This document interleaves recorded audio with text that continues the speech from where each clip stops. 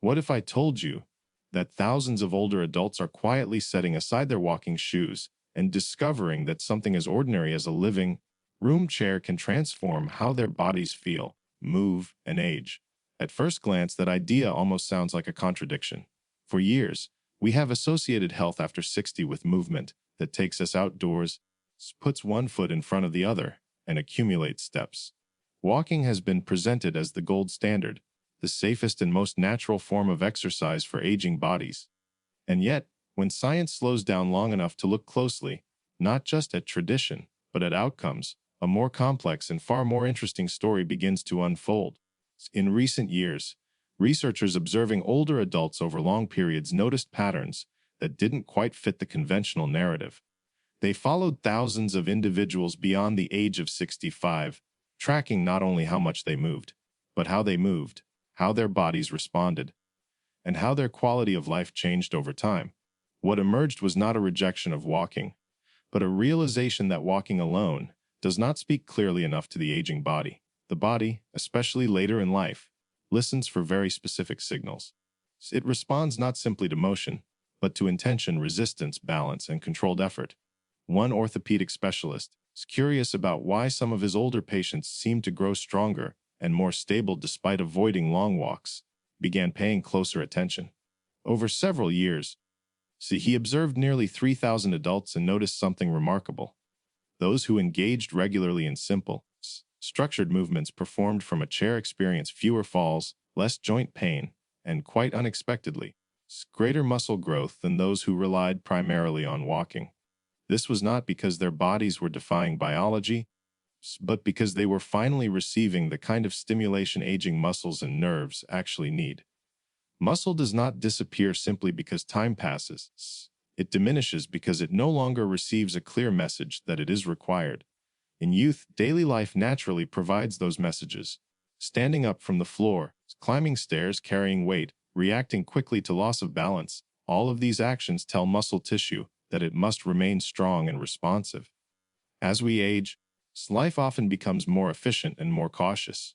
Chairs replace floors, elevators replace stairs, and movements become smaller, quicker, and less demanding.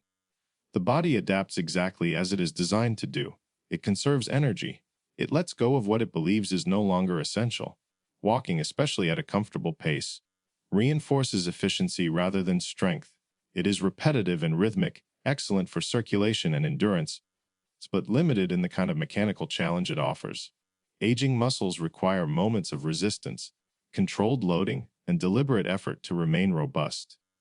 Without those signals, muscle fibers shrink, coordination dulls, and balance becomes fragile. This is where chair-based movements enter the picture, not as a shortcut, but as a refinement of how we communicate with the body. The beauty of chair-based exercise lies in its simplicity and precision.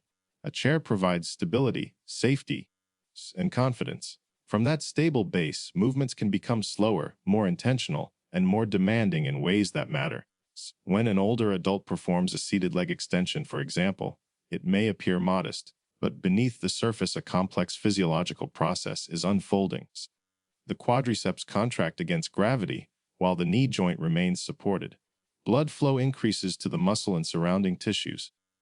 Neural pathways between the brain and the leg sharpen as the movement is controlled rather than rushed. The quadriceps are among the most important muscles for independence. They help us stand up, sit down, climb stairs, and stabilize ourselves when we stumble. Weakness in these muscles is strongly associated with falls, loss of confidence, and decreased mobility. Yet many people avoid strengthening them out of fear of knee pain. The irony is that appropriate strengthening is often what the knee needs most. Controlled leg extensions allow the quadriceps to work without compressing the joint excessively.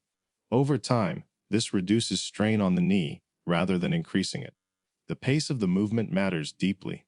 When the leg is lifted slowly and lowered with control, muscle fibers experience what physiologists refer to as sustained tension.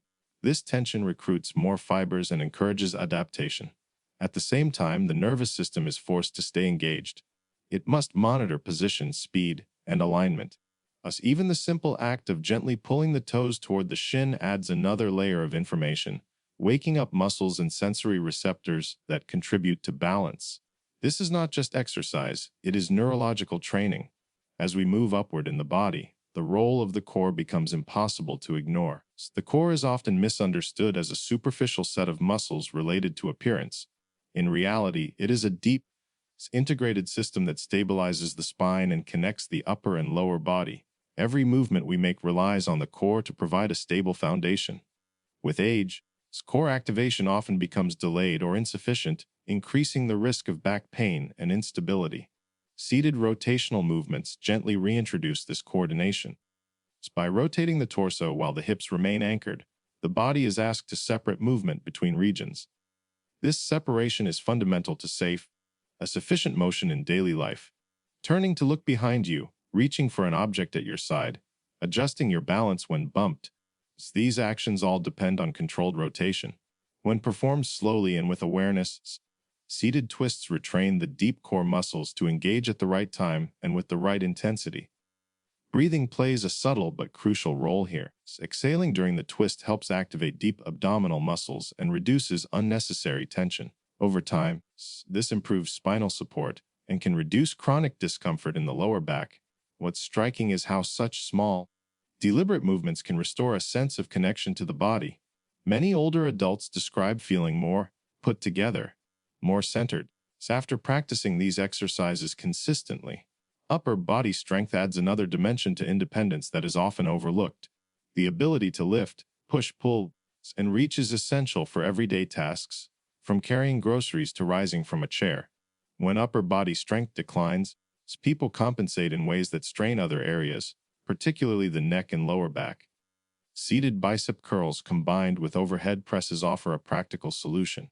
These movements engage the arms and shoulders while also requiring the core to stabilize the torso. What makes this combination so effective is its relevance to real life. Curling a weight mirrors the action of lifting an object toward the body. Pressing overhead reflects the act of placing something on a shelf or reaching upward. Performing these movements slowly and with control encourages joint-friendly mechanics and reinforces good posture. Over time, the shoulders become more resilient, the upper back stronger, and the body better aligned.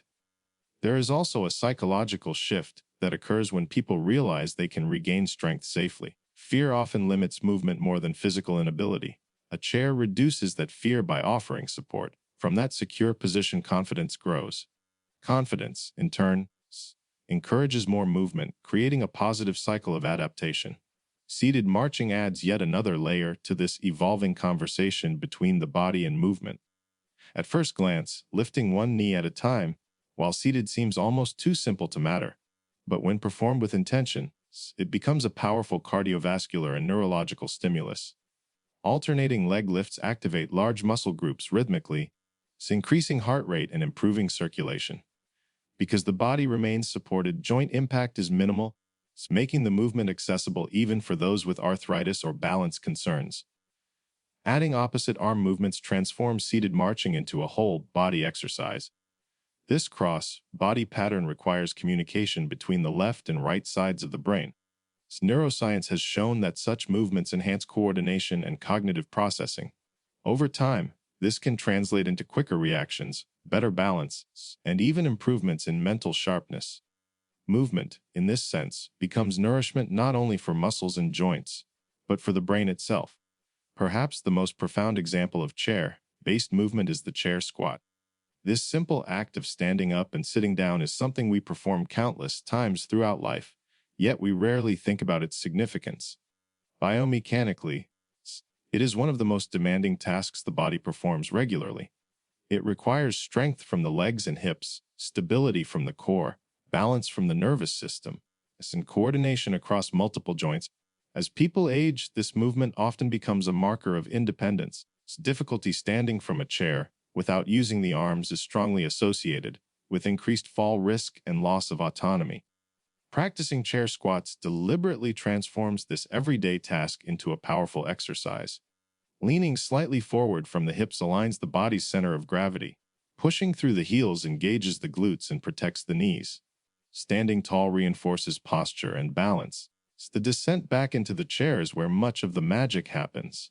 Lowering slowly under control challenges the muscles as they lengthen, a process known to stimulate strength gains efficiently.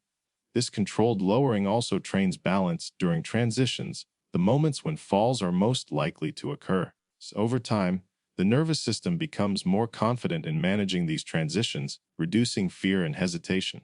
What's particularly fascinating from a scientific perspective is how these movements influence hormonal and cellular processes.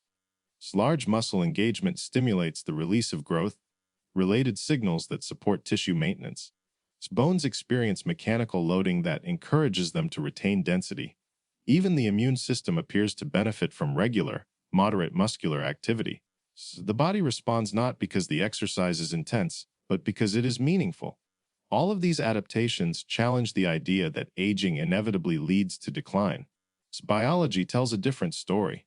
The human body is remarkably plastic, capable of change at almost any age when given appropriate stimuli. The key lies in matching the stimulus to the body's current needs. For many older adults, that stimulus is not long-duration endurance, but controlled strength, balance, and coordination.